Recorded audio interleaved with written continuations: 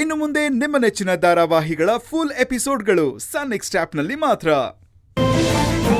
ನನ್ನ ಪಾಡಿಗೆ ನಾನು ಹೋದ್ರೆ ಅವ್ರು ತಾನೇ ಎಷ್ಟು ಅಂತ ಮಾತಾಡ್ಕೋತಾರೆ. ಸುಮ್ಮನಿದ್ರು ಅದಕ್ಕೂ ಏನಾದರೂ ಒಂದು ಮಾತಾಡ್ತಾರಮ್ಮ.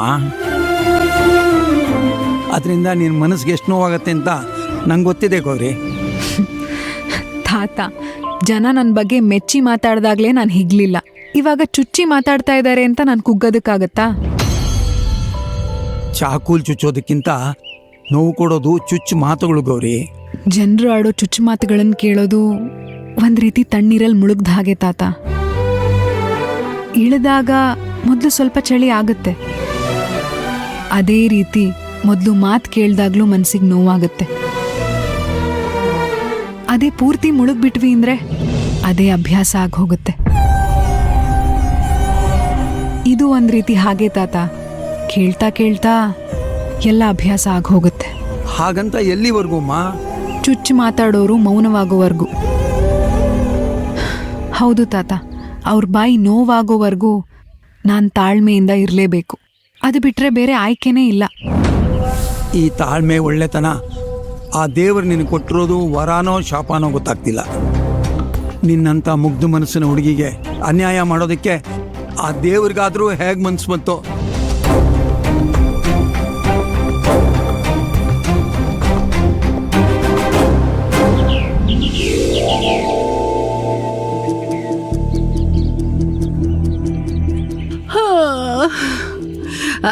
ಅತ್ಗೆ ತಿಂಡಿ ಮಾಡ್ತಾ ಇದ್ದೀರಾ? ಸಾರಿ ಅತ್ಗೆ, ಇವತ್ತು ಎಚ್ಚರನೇ ಆಗ್ಲಿಲ್ಲ, ಅದಕ್ಕೆ ಪಾಪ ನಿಮಗ್ ಸಹಾಯ ಮಾಡಕ್ಕಾಗ್ಲಿಲ್ಲ. ಪರವಾಗಿಲ್ಲ ಬಿಡು ಶಕುಂತಲ, ತಿಂಡಿ ಮಾಡೋದೇನ್ ದೊಡ್ಡ ಕೆಲ್ಸನಾ? ಏನೋ ಅತ್ಗೆ, ಇವತ್ ಯಾವ ಕೆಲಸ ಮಾಡೋದಕ್ಕೂ ಬೇಜಾರಾಗ್ತಾ ಇದೆ, ಮೈಕೈ ಎಲ್ಲ ನೋವ್ತಾ ಇದೆ. ಆಂಟಿ, ನೀವ್ಯಾಕೆ ಕೆಲಸ ಮಾಡ್ತೀರಾ? ಏನ್ ಮಾಡ್ಬೇಕು ಅಂತ ನನಗೆ ಹೇಳಿ ನಾನು ಮಾಡ್ತೀನಿ.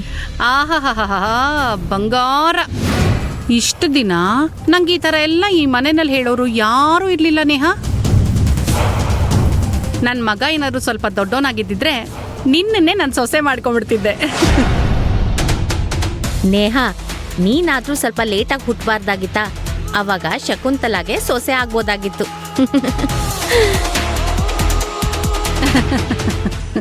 ಹೇಳ್ಬೇಕು ಅಂದ್ರೆ ಎಲ್ಲದಕ್ಕೂ ಅದೃಷ್ಟ ಇರ್ಬೇಕು ಶಕುಂತಲಾ. ಅದೃಷ್ಟ ಇಲ್ದೆ ಇದ್ರೆ ಏನು, ನಿರ್ಧಾರ ನಮ್ ಕೈಲಿತ್ತು ತಾನೆ. ಅಭಯ್ ಕದ್ದು ಮುಚ್ಚಿ ಹಳ್ಳಿಗೆ ಹೋಗಿ ಆ ಹುಡ್ಗಿನ್ ಮದ್ವೆ ಆಗಿ ಮೋಸ ಹೋಗ್ತಾ ಇದ್ದಾಗ ನೀವ್ ಬೇಡ ಅಂತ ಅವನಿಗೆ ಬುದ್ಧಿ ಹೇಳಿ ಅಭಯ್ಗೆ ನೇಹಾನೇ ತನ್ಕೋಬಹುದಿತ್ತಲ್ವಾ? ನೀವೇ ನೋಡಿ ಅದ್ಕೆ ಆ ಹುಡ್ಗಿ ಇನ್ನೂ ಎದ್ದೇ ಇಲ್ಲ. ಇದ ಸೊಸೆಯಂದ್ರ ಲಕ್ಷಣ. ಅದ್ಗೆ ಸೊಸೆ ಅಂತ ತಲೆ ಮೇಲೆ ಕೂರಿಸ್ಕೋಬೇಡಿ, ಆಮೇಲೆ ನೀವು ಅವಳ ಕಾಲ್ ಕೆಳಗಿರ್ಬೇಕಾಗತ್ತೆ. ಅದಕ್ಕೆ ಇವಾಗಿಂದನೇ ಕೆಲ್ಸಗಳನ್ನ ಮಾಡ್ಕೊಂಡು ಹೋಗು ಅಂತ ಹೇಳಿ. ಇವಾಗ ಕಲ್ತ್ರೆ ತಾನೆ ನಾಳೆಯಿಂದ ಕೆಲ್ಸಗಳನ್ನೆಲ್ಲ ಮುಂದುವರ್ಸ್ಕೊಂಡು ಹೋಗಕ್ಕಾಗದು. ಅಂದ್ರೆ ನಿಮ್ ತರ ಆಗ್ಬಿಡ್ತೀನಿ ಅಂತ ಭಯನಾ ಆಂಟಿ? ನೀವೇನು ಯೋಚನೆ ಮಾಡ್ಬೇಡಿ, ನಿಮ್ಮನ್ನ ನನ್ನಿಂದ ಬೀಟ್ ಮಾಡಕ್ ಆಗಲ್ಲ ಅನ್ನೋದು ನನಗ್ ಗೊತ್ತಿದೆ.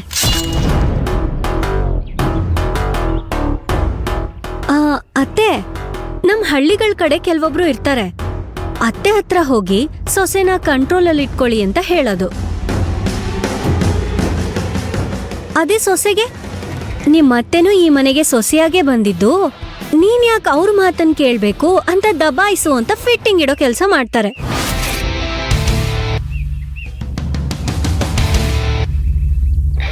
ಅಂಥವ್ರನ್ನ ನಾವು ಫಿಟ್ಟಿಂಗ್ ರಾಣಿ ಅಂತ ಕರಿತೀವಿ.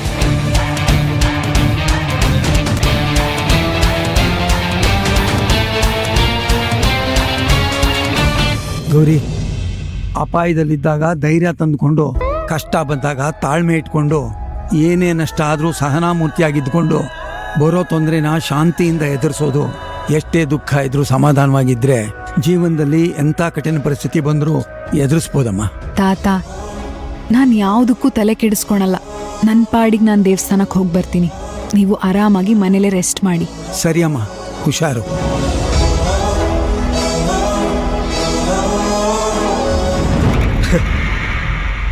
ಈ ಮುದ್ಕಪ್ಪ ನನ್ ದಾರಿನ ಸುಲಭ ಮಾಡ್ಕೊಟ್ಟ.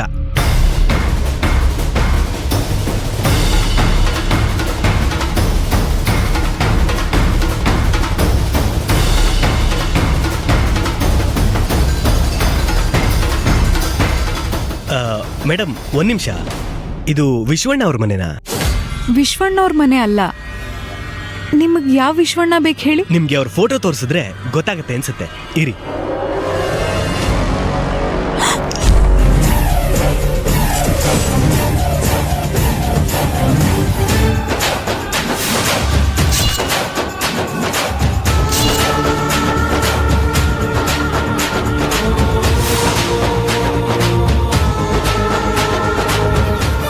ಗಂಗೆ, ನೀನ್ ಹೇಳೋ ರೀತಿ ನನಗೇನು ಫಿಟ್ಟಿಂಗ್ ಇಡೋ ಬುದ್ಧಿ ಇಲ್ಲ. ಅತ್ತೆ ಜವಾಬ್ದಾರಿ ಏನು ಅನ್ನೋದನ್ನ ಬಿಡಿಸಿ ಹೇಳ್ತಾ ಇದ್ದೆ.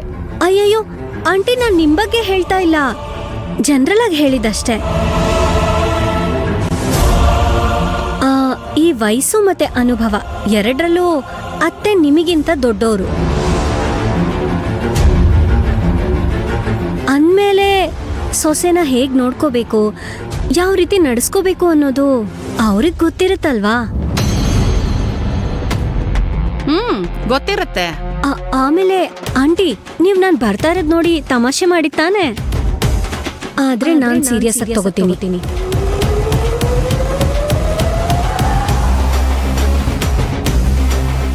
ಯೋಚನೆ ಮಾಡ್ಬೇಡಿ, ಸ್ವಾತಂತ್ರ್ಯ ಕೊಟ್ರು ಅಂದ ತಕ್ಷಣ ಸೂರ್ಯ ನೆತ್ತಿ ಮೇಲ್ ಬರೋವರೆಗೂ ಸೋಂಬೇರಿ ತರ ಮಲ್ಕೊಳ್ಳಲ್ಲ.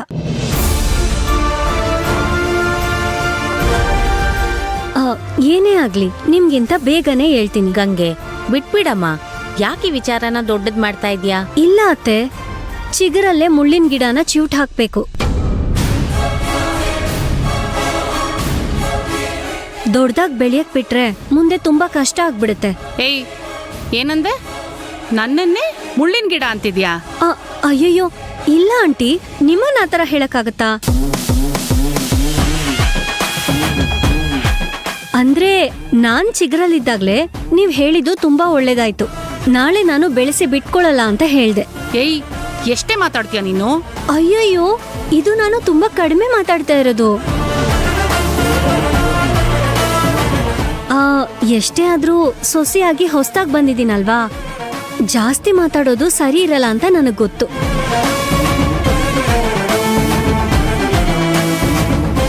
ಹೊಸದ್ರಲ್ಲಿ ಅತ್ತೆ ಸೊಸೆನ ತನ್ನ ಮಗಳು ಅಂತ ತಿಳ್ಕೊಂಡಿರ್ತಾರೆ.